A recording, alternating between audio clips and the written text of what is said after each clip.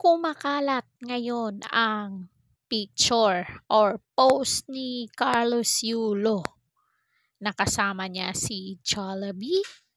Kukunin nga ba siyang endorser or siya na ba ang bagong endorser ng Jollibee? Makinig ng maigi Marites bago kayo mag-comment dyan. Panoorin ang videong to hanggang dulo para alam nyo talaga ang tunay na pangyayari kung si Carlos nga ba ang new endorser ng isang fast food brand na Jollibee. Carlos Yulo hindi endorser ng isang kilalang fast food brand. Ilang mga netizen ang itinama ang mga impormasyon na kumakalat sa social media tungkol umano sa pagkuha ng isang kilalang fast food brand na sa two-time Olympic gold medalist na si Carlos Yulo. Ayon sa mga ulat ay wala umanong katotohanan na kinuha ng nasabing kumpanya si Carlos.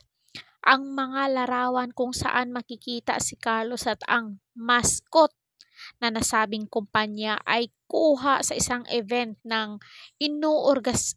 inoorganisa ng Department of Education or DepEd upang pasalamatan ang nasabing kumpanya sa pagbibigay ng donasyon sa National Academy of Sports. Nagkataon lamang na panauhin din si Carlos Yulo sa naturang event. So yun naman pala. Walang katotohanan na si Carlos Yulo na ang bagong endorser ng Jollibee. Dahil kung si Carlos Yulo yan, ibabalita na yan.